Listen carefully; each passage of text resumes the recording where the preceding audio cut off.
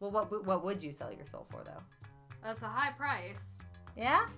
I don't know. And, like, is it going to be like in Supernatural where they come and collect in 10 years? Because that will probably affect my answer. That came from Faust, so yeah, I'd assume. I don't know what I'd sell my soul for. I don't know if I would sell my soul. I don't think I would sell my soul. I kind of like having a soul. I mean, if I was going to sell my soul, it would be like a situation of I felt like I had to. Not for something I wanted. I would do the Dean Winchester thing to save somebody. I would sell my soul to save somebody I love. Yeah. But you are Dean Winchester, so. Well. Anyways. Welcome to This Is Lit, a podcast where we drink and talk about our favorite books. I'm Elizabeth. And I'm Casey. So raise a glass and let's get started. Okay, Liz, what are you drinking today? I am drinking something called Folk and Fable. I should have saved this for the next episode. Gosh darn it, it would have been on theme. It's called Folk and Fable, and it is a California 2016 red wine blend. It's supposed to have layers of warm baking spices like vanilla, nutmeg, and clove combined with hints of toasted caramel that are the results of aging in bourbon barrels. And the bourbon barrels is what caught my attention because I like bourbon. Bourbon barrels. I haven't had a sip yet, but we'll see. It smells interesting. I've been letting it breathe. Bourbon barrels and California wine were always meant to be together. You might like this, actually. It smells good. I'll try it. Yeah, I do like that. Yeah. That's good. We're going to have to fight my husband off for that. I am drinking Somerset Ridge again, the Oktoberfest, which is the German white wine. I seem to really like... You like German wine. German wines. Yes. You like off-dry German wines. Yes. I like sweet things, and I like German wine. I like wine in general. Well, yeah, otherwise we wouldn't be doing this podcast. That's true. So, today... Yes. We are talking about Oscar Wilde's only novel. Yes. The Picture of Dorian Gray. And we're trying something new here, folks, because we tend to ramble off topic for a little bit. So we're trying to sum up the story in a couple of sentences at the very beginning of the podcast before we get into discussion.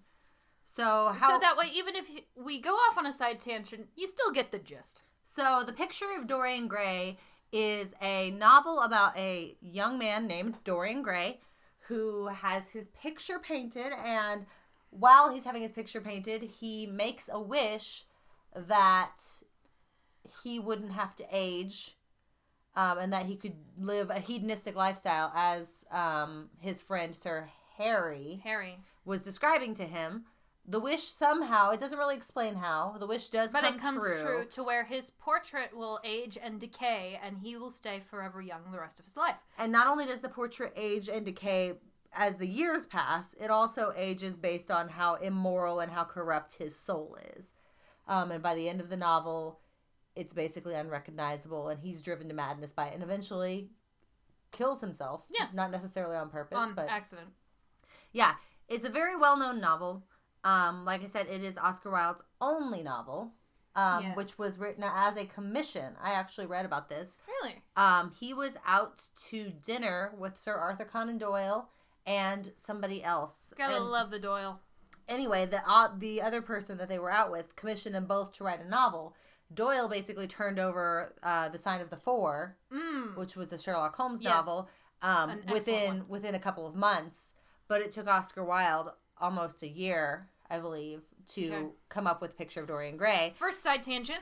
Mm-hmm. Did you ever do NaNoWriMo? Yeah. Did you survive? I'm still here. What about that discussion about you being a vampire? Did that happen during NaNoWriMo? Okay, for NaNoWriMo, National Novel Writing Month, happens every November. It's an online... it's a website that basically tracks your progress. The goal is to write a 50,000 word novel in 30 days, which means approximately 1,667 words a day. Which is quite a task. Or if you're a dumb fuck, you can skip days and then you can have to write 10,000 words in a day. Not that I know anything about that. I've done NaNoWriMo since 2008. Mm-hmm. The last couple of years I haven't really. It's been kind of on and off. but it is a really good writing experience. Putting a deadline on something does help you finish it. But it is a lot of work and a lot of stress. I've done it before too and have failed miserably every single time. Oh, really? Really, because I'm a perfectionist. That's the thing. You got to turn off that internal editor. Yes. So that whole side tangent about NaNoWriMo is about that it's like Arthur Conan Doyle obviously was very prolific with his writing, kind of like you, where he's able to kind of turn off that perfection and just get something down on paper. And obviously, I tend a little bit more towards the Oscar Wilde, where it would take me about a year. Well, it certainly didn't help things that Oscar Wilde was out partying and Dorian Graying it up himself all the time, too. What do you think I'm doing right now? No judgment. I super admire Oscar Wilde in all of his gay-ass glory. Yes! But, anyway, I was going to say something.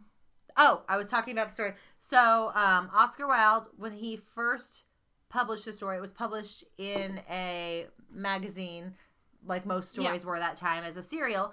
However, the publisher thought it was objectionable and morally corrupt, so he actually cut 500 words from the original version of the novel, which was fairly short, like 14 chapters or something. And then eventually, Oscar Wilde wrote a big, long, it's probably in the front of your book here. Yeah, the introduction. Oscar Wilde writes an introduction to the book where he's like, basically like, art for art's sake should be allowed. And like anyone who thinks that you shouldn't be able to write about morally objectionable things just because they're morally objectionable is censoring art, and it's wrong. And like actually that speech that he wrote at the beginning is almost as famous as the book itself now. And then the original 500 words were restored. He added more to it and made it more of a novel, and it ended out about 20 chapters. Yeah. And that's the version that we read. Yes. One of the main themes of this book is kind of the themes of art and hedonism and, you know, society of the day. Because even though this book is set in London, Oscar Wilde, or England, Oscar Wilde spent a lot of his time in Paris, correct? Yes. Or do I have that wrong? It's Paris. And Paris during this day and age was quite, it was quite the scene. Yes. So I would say that the main theme of the book would be kind of along the lines of self-indulgence and duplicity. Because Dorian Gray is he starts off two very different people. Yes. Basically, the book starts off, and it's from the book is starts off with a couple years. Basil, is it Basil or Basil? Basil Hallward, and this is the first objectionable thing about the book because Basil is a painter. Yes. And Basil meets Dorian, who is this beautiful blonde young man.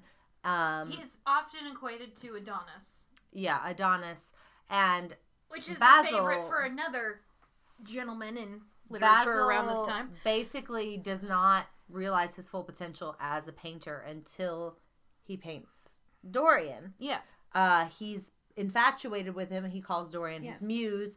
There is, I think, not so much undertones as just Basil is in love with Dorian. And like the homoerotic undertones of that relationship, even though they're never together, was considered very objectionable in Victorian England. At that time, homosexuality was still criminalized. Yes. Actually, Oscar Wilde eventually did go to jail for sodomy.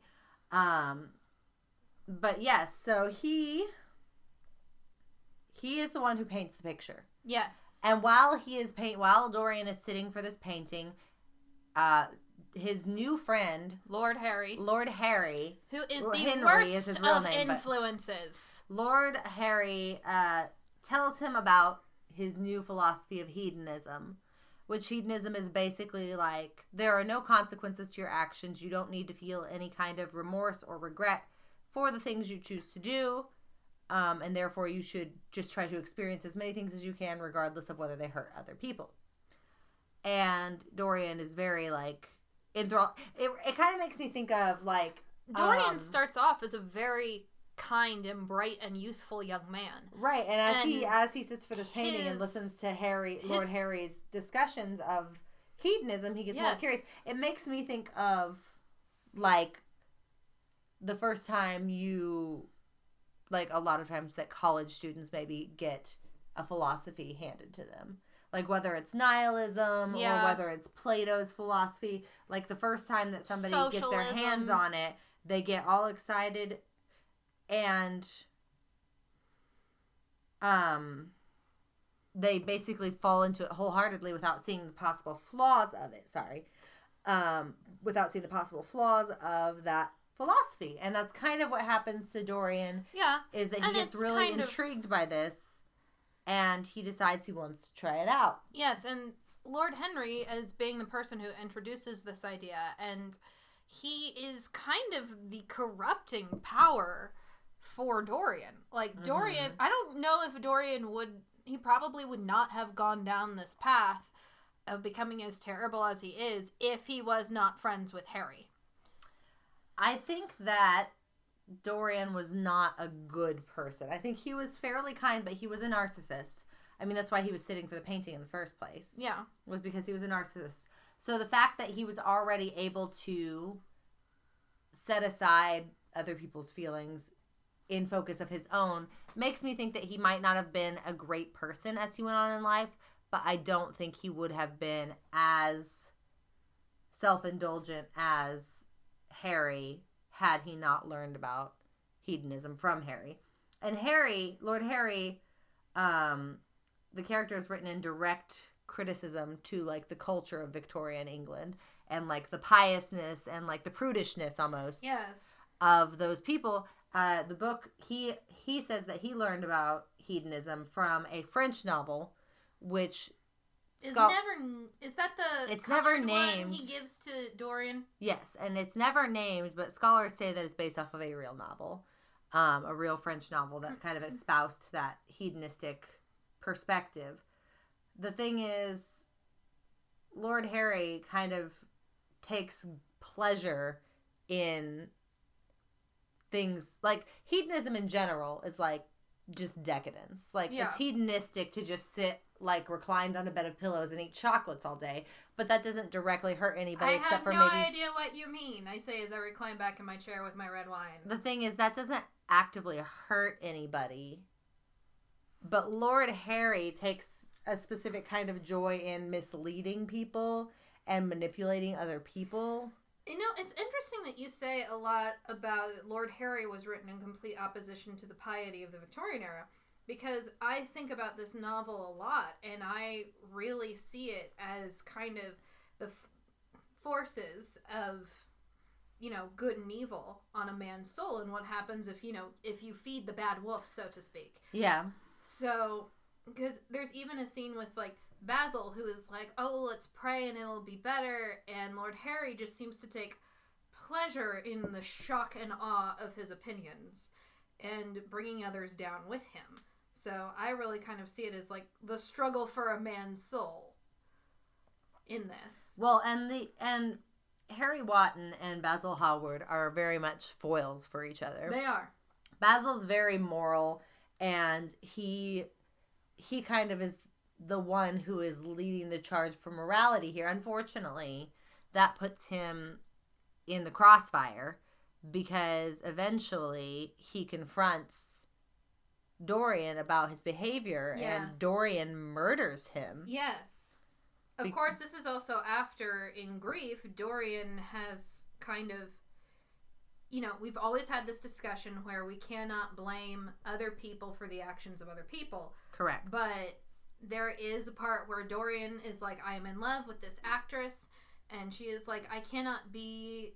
There's one night where she bombs, and it happens sometimes. She bombs because she is also in love with Dorian. Yeah. And now that she's really in love, play acting being in love is not satisfying for her anymore. And so she blows it, and the others accuse him of, after seeing her make such a terrible performance, his friends accuse him of only loving her for her beauty.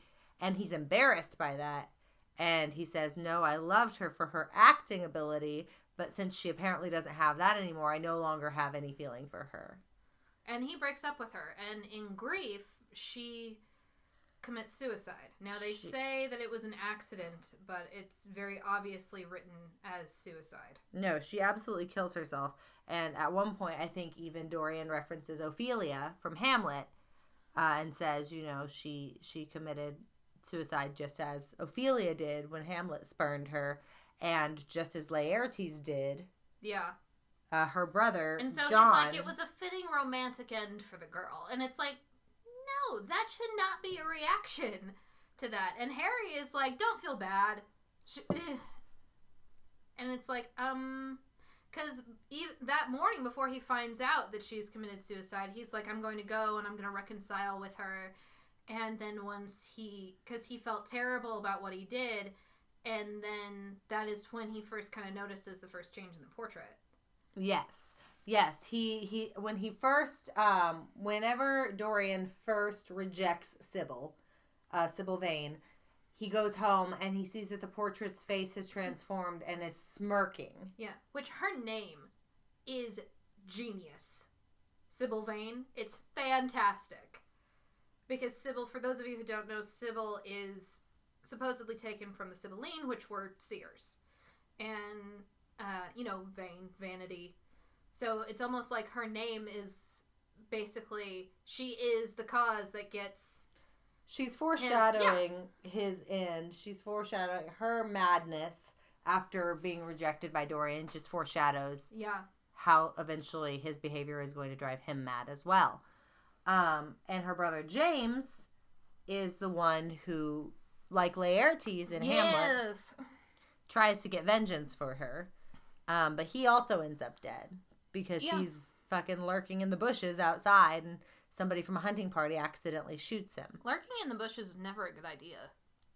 Yeah, but also he was trying to, murder someone? I mean... And that is something else, too, because at one point, we're so not on the path of this book right now. We're jumping around so bad. But that's because we summed it up before we started. Yeah, we're jumping around so bad. So, we're trying new things, people. The basic outline of this book is real quick so we can talk about the events. Since this is Podcast Book Club, we like to assume you read the book. But if you don't, it's Dorian gets his portrait painted, makes the wish that it will age, and he will not. He falls in love with Sybil Vane. He breaks up with her because she bombs acting one night. And then he notices the portrait. He puts the portrait up in his old Locks school it up room. in the attic. Yeah, so he can't see it. And proceeds to just go apeshit hog wild as a libertine. Yes. Just basically like, he's in opium dens, Yeah. He's stealing, he's lying, he's doing whatever pleases him at the moment. Mm-hmm. As Lord Harry has kind of taught him to do. And Lord Harry is there encouraging him the whole way. And Basil is begging him to stop. And then one night, Basil comes to speak to Dorian about something, and he wants to take Dorian's portrait that he painted, which he does not know has this curse upon it. Is haunted as fuck. Yeah. And he says, well, I want to show it for this exhibition in Paris. And Dorian is like, no, you can't show it. And so he ends up very maliciously showing it to Basil, and Basil is horrified at the state of Dorian's soul, and he is like, pray with me, we'll get this fixed. Dorian kills him. Stabs him to death. Calls one of his old friends, who I'm fairly certain was his old lover, and blackmails him. The person who had stopped speaking to him whenever he began behaving like a libertine. I'm fairly certain that's his old lover. Well, because does it say what he blackmails him with? He was a doctor. Yeah. Alan Campbell. No, he was a chemist. He was a friend of Dorian's, and he ended their friendship because of the way Dorian was behaving. Yes. Dorian blackmails him, though it doesn't really specify what he's using as blackmail. That's why I'm like, it's probably his old lover. Which is a fair assessment. Alan helps him procure the chemicals to destroy the body. Yes. And then shoots himself. Yeah, commits suicide over his guilt for helping Dorian get away with murder. And then Dorian goes to an opium den. With Adrian Singleton. Where one of the street ladies calls him Prince Charming, which was Sybil's nickname for him. Which then James hears and starts stalking him. And the only reason he gets away is because Sybil killed herself 20 years ago. And, well, that's what Dorian tells him. Yeah. Whenever he confronts Dorian, Dorian's like, it's been 18 years since whatever you're talking about happened. How could I possibly be the same person? Because I'm very only young. 18 years old. Yeah. Yeah. And James Vane lets him go, and then he overhears James Vane talking to one of those ladies, and they're like, oh, yeah, no, he's like 30, 40. Yeah, that's that's not Oscar Wilde. That's Dorian Gray. Yeah. And he doesn't age. And so then that's when James Vane starts stalking him, eventually leading to his death because of an errant bullet during a hunting trip because he was hiding out in the bushes. So at this point, we've got Alan is dead. Basil is dead. Alan, Basil, Sybil is dead. James is Vane dead. is dead. So there are 4 deaths. 4 deaths. Directly or indirectly that Dorian has been responsible for. Yes. And because of his hedonism. Yes. And so Dorian, at this point, does start to get a little bit shaken up. He does. And he decides that he is going to start living right. And he's going to do right. Yes, he wants to make it better. And then the next time he looks at his painting after making this decision, it looks worse. And he comes to the conclusion that because his reasoning was selfish, it wasn't actually helping his soul to try and live that way. So then he decides to try and destroy the painting. Well, he decides to try and pray for repentance first, which is what Basil had suggested way back when. And that doesn't do him any good either because at this point he's not really repentant. He's just scared. Yeah. And so then he decides to destroy the painting. He goes up into the attic with the painting, locks the door. The house staff reports hearing the screams of a man in the house. Yes. And then eventually when the police are called and they are able to break down the door, they find this painting of a beautiful young man that's slashed to ribbons. Yes. And the desiccated old corpse of Dorian Gray. Yes, which they can only identify by the rings he wore. So basically he attacked the painting with the same knife that he used to kill Basil.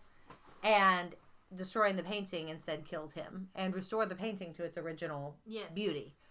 So yeah, it's kind of fucked up. It is. So clearly, in my opinion, this book is a warning against hedonism. Do you think so? I don't know. I kind of read it as extreme hedonism is not a good thing because, again, there's bodies lining the driveway. I mean, looking at the book purely from the perspective of just the book with no outside context, it does seem that way. However, Oscar Wilde was kind of known for being a hedonist. Yeah. Oscar Wilde says, I believe, of himself, Lord Harry is how everyone sees me. And Dorian Gray is how I would like to be. Which is to say, everyone sees him as a hedonist who doesn't care about anyone's feelings. Mm-hmm. And he would like to be a hedonist and be eternally youthful. But it's not plausible. So to me, this is going to sound hot take coming in. I'm ready. The hot take is that whenever you look at the book within the historical and cultural context and within the context of the life of the author themselves, I would say that this book does not intentionally have any moral message. I will accept that. I do believe you can discern from it a moral message, but Oscar Wilde lived such a life of hedonism himself that I find it hard to believe that he would sit here and lecture other people and condemn it. That makes perfect sense. And I'm coming to this book I read it once many, many years ago and had forgotten a large majority of the plot. And then when I came back to it, I think when I read it the first time, I was really young. I was like a teenager, freshman year of high school. Yeah, something that's like that. Thereabouts where I read it the first time. And so I didn't really know a whole lot about the author or the book. And now coming back to it, I know more about Tolkien than I do about Oscar Wilde. I mean, I know a couple of big things about Oscar Wilde. He was definitely hella gay. Yes. And he was a socialite, and he was just to be seen out and about in Paris, and he was just a man who enjoyed his life. And that's and he has lots of good quotes. Yes, so let's talk a little bit about Oscar Wilde. Since you don't know much about him, I know quite a bit about him. But Oscar Wilde was an Irish poet and playwright for the most part, and then he wrote this one novel. He was probably the most popular playwright in London in the early 1890s. And, of course, some of his, work, everyone knows Dorian Gray, but another work you might know of his is the play The Importance of Being Earnest. I know that, yes. Which is a fantastic play. Also, he's very interesting because he was arrested and imprisoned for homosexuality and died at the age of 46, like very young. But he was also very outspoken, talked a lot about his opinions, and was known to be part of the, how do you say it? Aestheticism movement of literature. I'm proud of you for being able to say that after all that wine. Right, I know. I've been just kind of just... So, aestheticism is a literary movement that deals with aesthetic. So you hear people nowadays say, "Oh, that's my aesthetic," like, "Oh, my aesthetic is like space goth or whatever." It kind of is that an aesthetic? Sure, it can be. Can I have it? Anything can be. Yes. But that's the interesting thing in this novel, because Dorian Gray wants to look like a prim and proper high society boy, but also he wants to be a criminal. And they talk about in the book how you can't be the crime is for poor people, essentially, they say. And so for Dorian Gray to be these two different people, this man who goes out to opium dens and, commits crimes, literally but then, he likes the aesthetic, essentially. He's like, I committed a murder less than 24 hours ago, and now I'm at a fancy high society party and no one has any idea. He's, getting off on that idea, right? And that's kind of what that whole movement is about appearances. So Oscar Wilde had a shit ton to say about people and their appearances, because in Victorian society, what you looked like to the outside public was so important. And that's why, everyone was pretending to be very prim and proper. Same thing you see still is. In The Importance of Being Earnest. Yeah. You can't interact with those people because they're poor. You need to behave this way. There's a scene where the two ladies who both believe themselves to be in love with the same man are having tea together, and they're being very civil and very sweet to each other because the appearance has got to be civil. And so, more than anything, if Oscar Wilde was trying to make a point with this book, it was that people should be more true to themselves and more honest rather than having a duality and a dual life. And Oscar Wilde showed great admiration for a book whose name I think will sound familiar to you, The Strange Case of Dr. Jekyll and Mr. Hyde. Yes. He was a huge fan of that novella, which again deals with the duality of man, and again deals with Victorian society seeing someone in one way when in reality they are another way. Well, that's true, because Victorian society, so much of how people saw you and your opportunities and where you got to go and what circles you moved in depended on what people thought of you and what your connections were and what your reputation was. So, of course, you would want to give this image of, oh, of course I have it all together. Of course I'm still young and beautiful and I'm intelligent. That's how you married up back then if you were a woman. Yeah. Well, and I think for Oscar Wilde specifically, this makes a lot of sense because he was known to be a very flamboyant dresser, a very good conversationalist, and also was passionately talking about the arts and how important art was and how it should be honest all the time. Yes. And for a man in the late 1800s to be that way, and especially for a man who was queer to be that way, it makes a lot of sense that he had such a fixation on being what society saw versus the truth of the matter, because he knew, I mean, he had a wife and children. Yeah. He knew better than perhaps anyone how much you could look a certain way to society and be living an entirely different life in secret. And so we still see that today. Sure, we absolutely do. Because even with Instagram and Facebook, it's more important to some people to show this happy, wonderful lifestyle instead of, showing them what things are really like. Right. Like, even on Instagram, I have read articles about how to take a proper selfie for Instagram and how to pose and hold your body for those Instagram selfies so you appear the way you want to be. Yeah. And I'm like, that is insane. Is this the world we're living in right now? I'm just going to make faces and double chins and it'll be fine. Well, and you think about the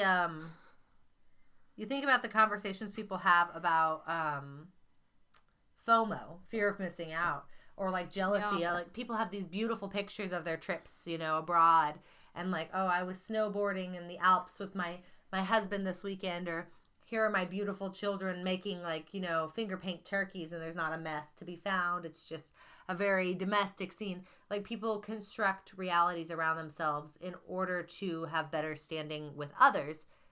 And that's still a huge thing that happens today. Yeah. And so I think that 200 years later. I think that what Oscar Wilde was talking about, like, there's certainly a conversation to be had about hedonism and its place in society. But I think Oscar Wilde himself was more interested in the conversation of duplicity and whether or not you're being your most honest self. Like you said, that you thought that Dorian Gray would have never become the way he was at the end without the influence of Lord Harry. However, he already was shown to be a narcissist who thought very highly of himself. Who's to say that that wasn't his true persona coming out when given the opportunity? That's true. I'm glad you brought up this conversation about duplicity, because in all the articles I read about this book, no one's brought it up. Really? Really? That's a fascinating idea to me pertaining to this novel. I think about this book. I think about Breaking Bad, the TV show. Yes. Karina, Walter White. My girlfriend, loves Breaking Bad. And admittedly, it's a very well-written, acted, and shot television show. I could never get into it because the main character of the show is so incredibly morally repugnant. He is more. That's a good that vocab word, too. I can't watch it without getting angry, watching him getting away with all of this stuff. And I know he eventually gets his comeuppance. Mm-hmm. However, I couldn't get that far into it because I got so mad watching him. And the thing is, before he got cancer and decided to sell meth to make enough money for his family to survive. Which that tells you something about America's health system. Before all of that happened, he was a high school science teacher. Yeah. And so the question is, and it becomes very quickly obvious, is he really a bad person or was he just doing what he had to? But even after he's got hang on a second. Even after he's got the money he needs to set aside for his family when he dies, he keeps doing it because it makes him feel good. And so really the argument there is Walter White was always a bad person. It just took the opportunity for him to realize the potential of like the badness of himself, so to speak. I agree. Side tangent. Just because you're a high school chemistry teacher does not mean you are a pillar of piety. Because let me tell you, I had the world's creepiest physics teacher in high school, and he also taught chemistry, and I absolutely hated him. My biology teacher hated me. But that's neither here nor there. Yes. My point is that I would argue that Dorian Gray was probably always an immoral person, but it only took him getting the opportunity to live that out to prove it. It's interesting because that idea is also brought out in like a major cultural phenomenon we have right now, the Purge movies, where it's like everyone is like wonderful and sophisticated, 364 days a year, and then they have the Purge and they are like, we can get all of this out. So it's really like this wonderful cultural normal person 364 days a year, when they're told it's like, hey, you've had the bad influences, now's a good time to get it out, and then they go and like slaughter 7 million people. I guess that's the argument to be made, because I've always thought the Purge movies were unrealistic.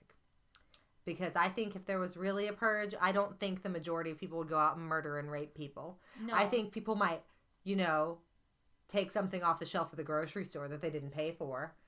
Or I think they might, deck a dickbag that had like hurt them before. I was gonna say I would probably high five some people in the face with a metal chair, but that's about as far as I go. But like going out and like finding strangers to rape and murder, that's not. No. People aren't like that. The other thing is, and you can make the argument yourself. So let's play a hypothetical. Okay, hypothetical game. Hypothetical game. So you have a good friend who is a very talented painter, and that friend says that they want to paint a portrait of you.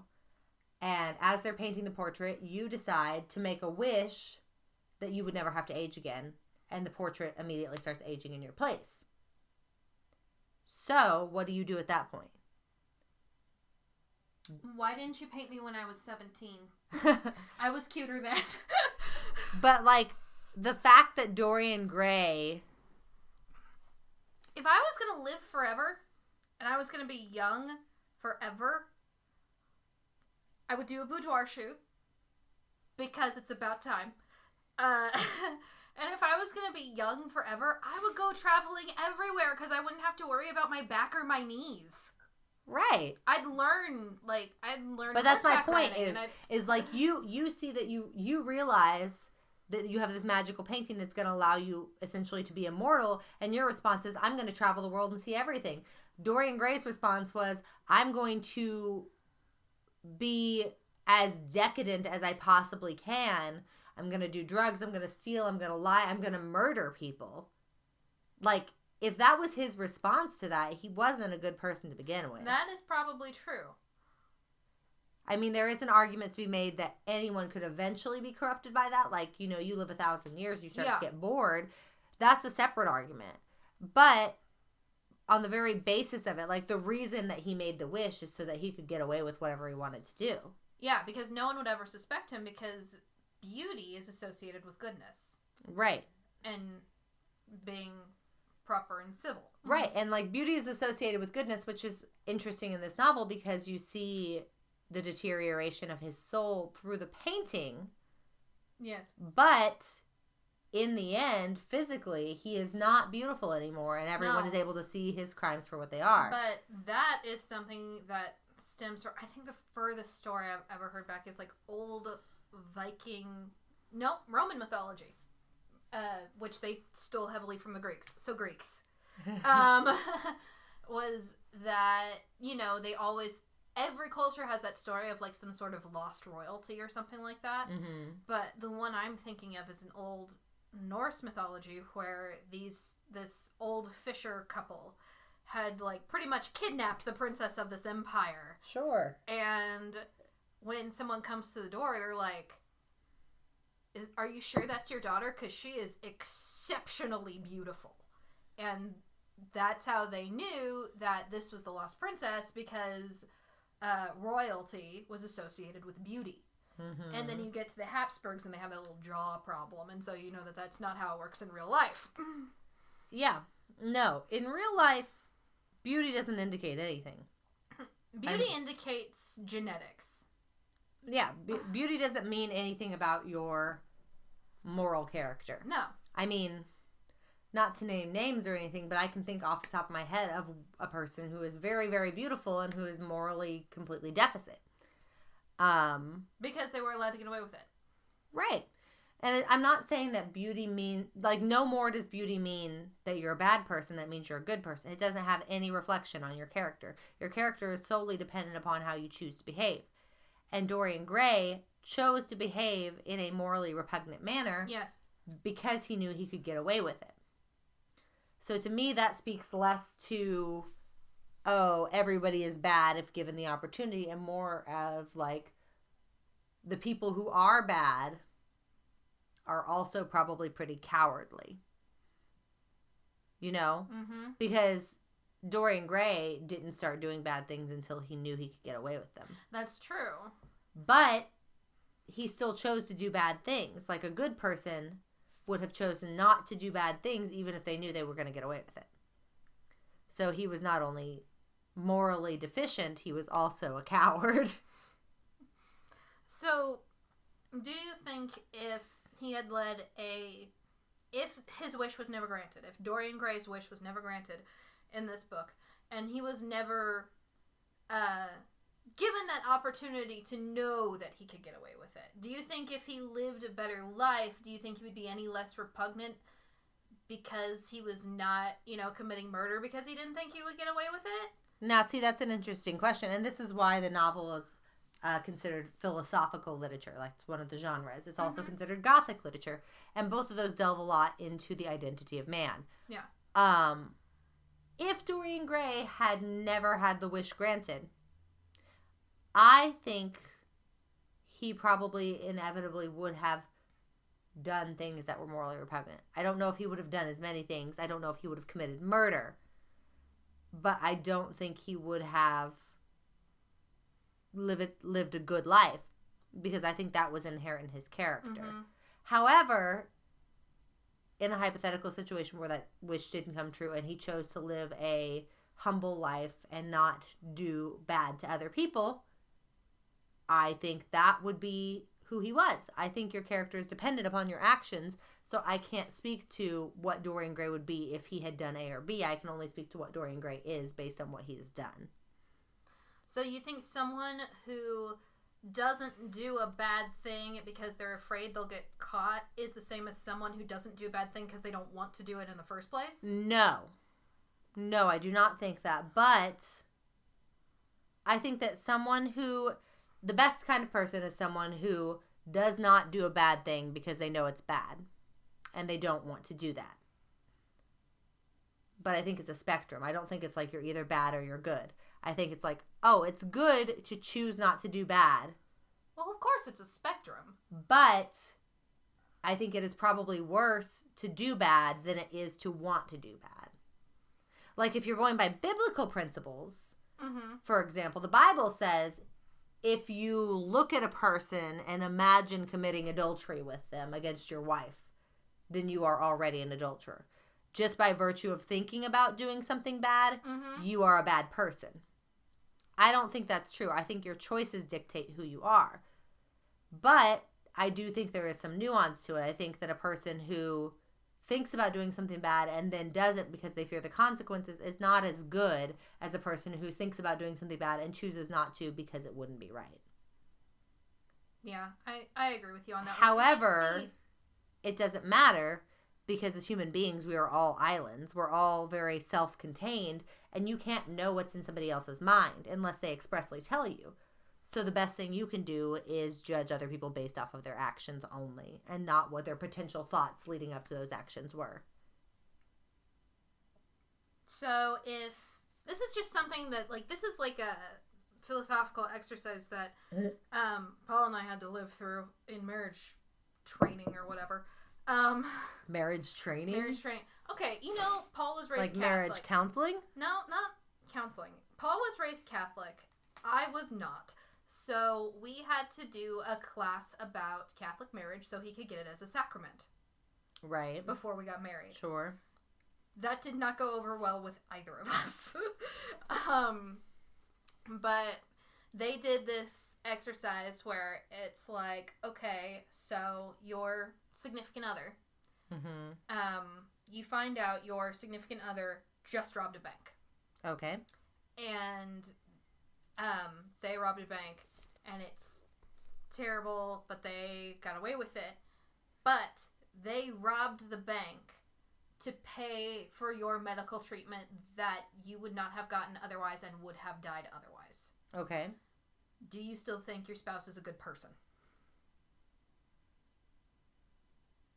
Because they did something that was against the law and hurt other people, but they did it to save somebody else.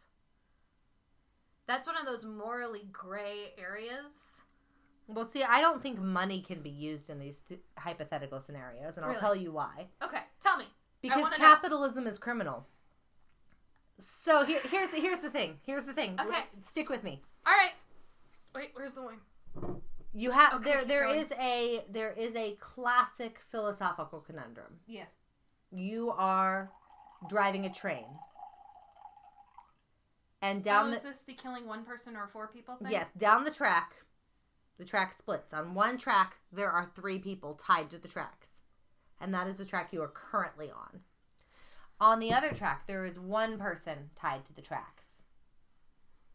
you can choose to pull a lever, which will turn you onto the track with one person, or you can choose to do nothing, which will leave you on the track with 4 people, and you will kill those 4 people. Now, the question is doing nothing wrong? Because those 4 people are going to die, but you didn't do anything to cause their deaths, but you also didn't do anything to prevent it. However, if you had pulled the lever, you would have intentionally been responsible for the death of one person. And that question is complicated enough. Yeah. You can make it even more complicated by making the one person someone you know. So by choosing not to pull the lever, you're not taking any action, but perhaps you're considering that other person's value as higher because you know them. You can make this as complicated or as simple as you want. But the thing is, there's no right answer. No, there isn't. That conundrum always makes me think. I'm going to quote Boondock Saints. Okay. But it's... That's a veering off course here. I know, totally left field. But the priest at the beginning, he has this wonderful quote at the beginning of Boondock Saints that it's like, we must all fear evil men, but most of all, we must fear the indifference of good men. So that's one of those situations where there is no right answer. But if you are a good person and you know something is going down and you don't do anything about it, aren't you just as culpable? See, I would agree with you there. I would agree that a person who actively chooses to ignore evil going on around them is not a good person. I don't know if I'd say they're a bad person. They're not a good person. I mean, you see this time and again. Yeah. With, look at the Nazis. Yeah. There were plenty of people who saw that going on and chose not to do anything because they didn't want to get involved. Yeah. I can understand that fear. I can understand that impulse, but I don't think that's right. There's a very... But they're also not the same as Nazis. Yeah. They're not the ones who put people in gas chambers. But they didn't help the people who were getting put in jail. It's a very complicated... There's no simple answer that you can do in an hour-long podcast that you can determine. No, there is no simple... If you were wanting one, we're sorry. You're not getting it. But that's the thing about this novel, is that it recognizes that these philosophies don't have a simple answer. But what Dorian is doing is pretty straightforward. It is. He's doing bad things because they feel good. There's a big difference between somebody who's like, I did this bad thing because it felt good, and somebody who is like, I did this bad thing to help someone else. Yeah, there is a huge difference. Like, they're both bad things. They've both committed a crime or they've who... both done wrong, but the reason does matter. Those people who do bad things because it just feels good to them absolutely terrify me. Because I do not... That's almost sociopathy. Yeah, it terrifies me because I don't understand that. And I would say that Harry, Lord Harry, is certainly a sociopath. Oh, for sure. He takes joy in hurting other people. He does. He gets delight out of misleading them and doing things. And he's the one that tells Dorian, it's okay. And then there's someone like Dorian who does it because it feels good, which is not good. No. By any means, but it's not so much of a vindictive behavior. No. At least up to the point that he starts committing murder. Yeah. Dorian does a lot of his motivations are selfish. Yes. And even the one bit of good, quote unquote, he tries to do at the end of the book was selfish. Yeah, it's because he was worried about his immortal soul. Yeah.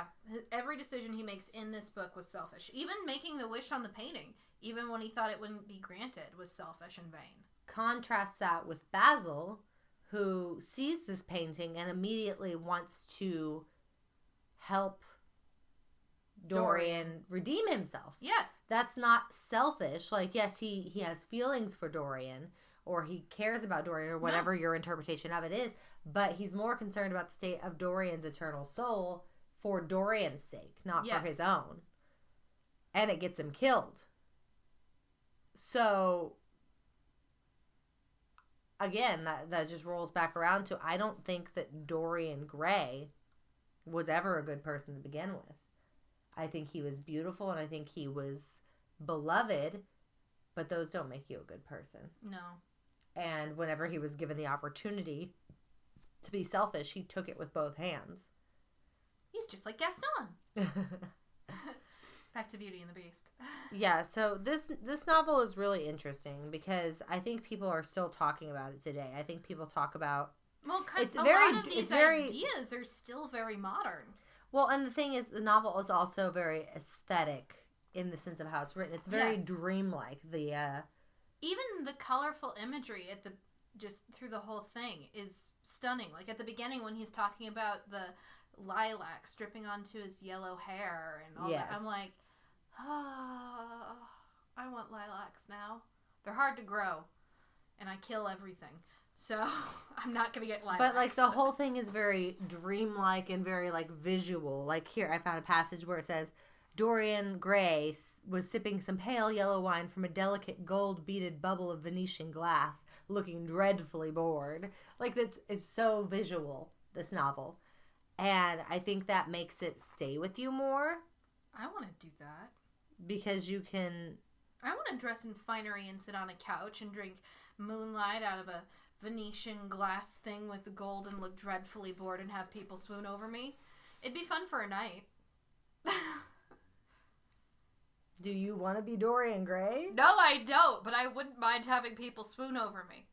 I'm mostly interested in the gown and the wine. So, a lot of this story is taken directly from Faust.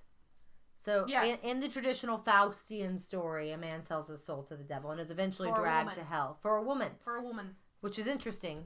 Because Dorian Gray does have 2 female companions throughout the course of the story, but does not really pay them any particular mind. And, of course, we know Oscar Wilde himself was a flamboyant homosexual. His only faithful companion is Lord Harry. Well, his wife leaves him at the end of the novel. Oh, yes. His wife divorces him because of his behavior. And Lord Harry is still standing at the end of the novel. Yes. Which I think is another interesting bit of detail. Feeling little to no remorse, as one may assume. If we're doing this in Faust terminology... Dorian Gray is Faust. Lord Harry is the devil. Yeah. And there's a lot to be said about Lord Harry symbolically as the devil in this novel. Yes. He's supposed to be based off of a person that Wilde knew. Oh, no. Which, yeah, you hear that and you're like, wow, that's a terrible person. I remember listening, or getting through part of this book. I listened to part of it. I had, like, the Kindle and audio team-up thing, so I could listen in the car and then read it at work when we were slow. Mm-hmm. And so, like, I remember texting you while it was a slow part at work, and I remember, like, wow, Lord Harry's an asshole. Yeah, he's the worst. But...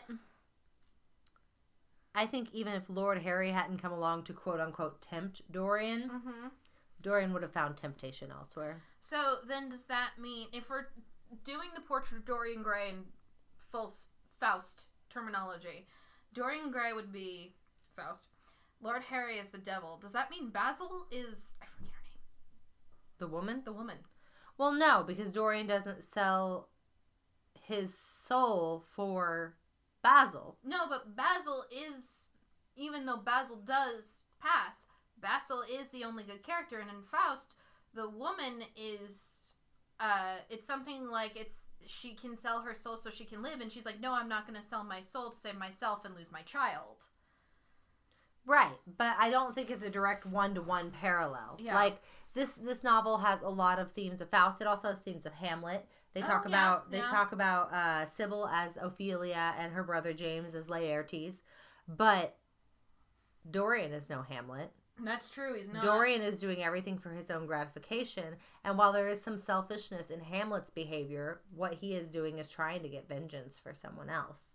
So Hamlet has a much more justified reason for his behavior than Dorian has for his. And that comes back to Dorian seeing himself as some sort of tragic hero when really he's nothing more than a selfish person. So I don't know that there's necessarily one-to-ones, but there certainly are allusions. There's heavy theater influence in this, and with Oscar Wilde being a playwright, of course there would be. Yes, no, everything that Wilde wrote was very theatrical in nature, because he was very personable and outgoing, and because he wrote so many plays. Yes. It's that's the nature of the beast, I think. And I think that's why it's so visual as well, because he wrote things to be seen, not necessarily be read. And there have been many adaptations of this book into many. film. I'm sorry, you said that and my brain went, The League of Extraordinary Gentlemen. I'm like, shut up, brain. God. We've already established I like B-class action movies that are absolutely awful. I think the most recent version of Dorian Gray put to film was the Ben Barnes version, where Ben Barnes played Dorian Gray. Yes. And that was about 10 years ago. Yeah, and we haven't done them. I think it would be interesting to see this done in a modern version, but instead of like a portrait, it's like Instagram. Put it in a modern context. Yes, but you couldn't hide an Instagram picture. That's true. But there's this wonderful thing called Photoshop. Also, or someone who's young and getting worse, and all their photos just keep getting progressively terrible. And they're like, why do I look so bad in the photos? But, it's like, it would be interesting if we could do something like this and twist it. There's also an interesting thing to be, there's an interesting comment to be made here, because Dorian did do bad things. Yes. I'm not saying that he didn't. However, some of the things he did that might have been considered bad in Victorian times are not considered bad now. Like, I don't think hedonism is inherently bad. I don't think indulging yourself is always bad. No. But back then people did, because that's what the church told them. Yeah. Any kind of indulgence. Yeah, like we have treat yourself. Yeah, and have that cookie. Buy that bottle of wine. Get those shoes. So if Dorian Gray was spending lavishly, like, that would not necessarily be a warning sign in the same way that, like, theft or gambling or murder is. But it's the morals of society are different now than they were then. That's true. They are. The story is still relevant, but the morals are not the same. And some of the things that are considered bad that Dorian does along the way nowadays are commonplace. Spending. Yeah. So, I don't know. It's an interesting novel. It's a bleak novel. It's Gothic. Yeah. It's very heavily influenced by the Gothic tradition. But I enjoy it, and this is probably my third or fourth read of it. I enjoyed myself. I mean, like, I like it a lot. Yeah. And just the conversations that this one book just sparked here and now are very fascinating. Very much philosophical literature.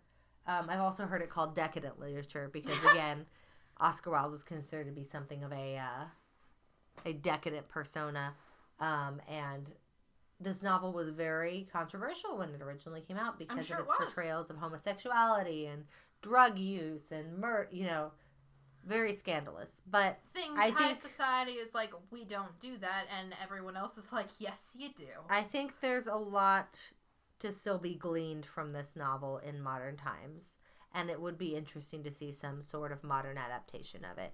You hear that, Hollywood? Netflix? Give us a call. Call us, Netflix. So, how many bottles would you give the Picture of Dorian Gray?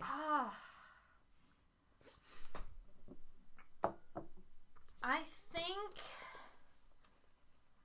it is a Gothic novel. It does end bleakly, but, the ending was absolutely perfect. Yeah. Like, there was no other way it could have ended, and I would have been satisfied. So I felt very satisfied upon the completion of this book. So I think 3 bottles. Yeah, I'd give it 3.5 bottles. Yeah. So that's an average of 3.25. Thereabouts. Yeah. I can do math. Yay! I won't be able to in a little bit. Gotta keep drinking. Got another podcast to record. Our next novel will be Holly Black's Tithe. It's a modern fairy tale that was written in 2002 and has not necessarily aged as well as it maybe should have. But keep your eyes out for that. That'll be coming after this episode. But in the meantime, thank you for listening. And yes, thank you. We'll see you next time. Cheers. Cheers. I just waved, but you couldn't see it. Thank you for listening to our podcast. For more information, visit us at litliteraturepodcast.com or check out our Facebook, Twitter, and Instagram pages. And remember, too much work and no vacation deserves at least a small libation. Cheers!